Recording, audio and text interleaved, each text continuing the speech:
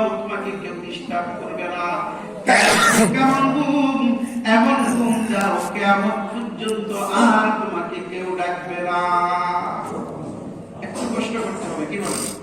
একটু কষ্ট করতে হবে। বাদশাহী যদি সেখানে হতে হয়, বাদশাহ হতে হলে দুনিয়ার মধ্যে একটা গোলামি করতে হবে। কি করতে হবে?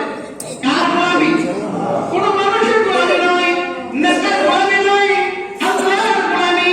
যার খাই যার করি, আল্লাহ তাআলা দেওয়া সবগুলা যার ভোগ করি, সবগুলা এই যে শান্তির হাত করে কে দিয়েছে? আল্লাহ দিয়েছে। চলার শক্তি কে দিয়েছে? এই হাত ধরানোর শক্তি কে দিয়েছে? কথা বলার শক্তি কে দিয়েছে? সবগুলো আল্লাহর, সবগুলো আল্লাহর। আল্লাহর দেওয়া বাতাস, আল্লাহর দেওয়া সূর্যের আলো, আল্লাহর দেওয়া চন্দ্রের আলো, সবগুলো আল্লাহ তাআলার জমিন। এই জমিনটা কার? এই জমিনটা কার? আল্লাহ। সবগুলা তার ব্যবহার করি, তার গোলামি কেন করবো না? কেন তার গোলামি করি না আমরা?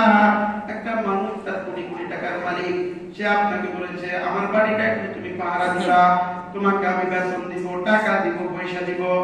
আপনি দিন রাত 24 ঘন্টা তাকে কিভাবে খুশি করা যায় সেটা চেষ্টা করবেন কি করবেন না?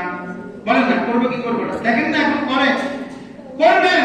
কিন্তু আল্লাহ বলে সে সামান্য তোমাকে কিছু টাকা দিবে, সামান্য তোমাকে কিছু হাদিয়া দিবে, এই জন্য তুমি দিন রাত 24 ঘন্টা তার বাড়িটা পাহারা দিচ্ছ।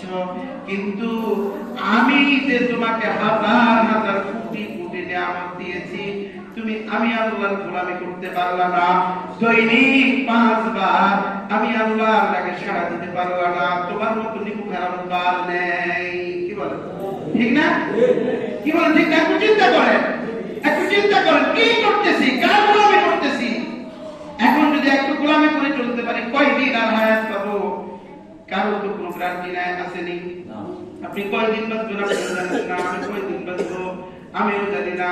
যতদিন আল্লাহ হায়াত রাখে, একটু যদি মালিকের গোলামি করতে পারি, তাহলে 2 চোখ বন্ধ হওয়ার সাথে সাথে আমি বাদশা হয়ে যাব।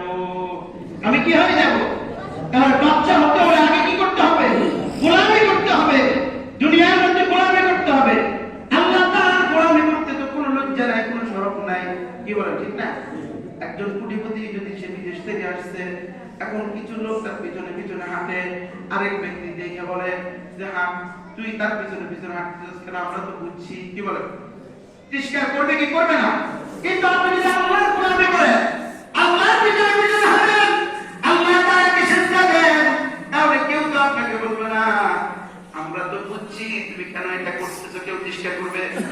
করবে না, করবে না। তারপর আমরা আল্লাহকে মানি না, মালিককে দৈনিক 5টি বার সিজদা দিতে পারি না, কপালে জুড়ে না।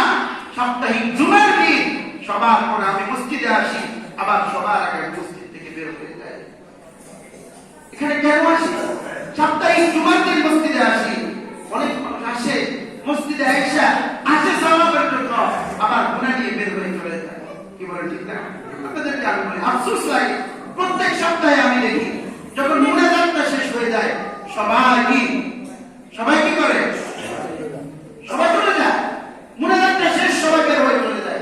4 রাকাত সুন্নতে মুআক্কাদা, এটা কি আদায় করবে বলেন? সুন্নতে মুআক্কাদা যদি আপনি ছেড়ে দেন আপনার গুনাহ হবে। তাহলে আপনি আসছেন সওয়াবের জন্য, গুনাহ নিয়ে আবার চলে যাচ্ছে।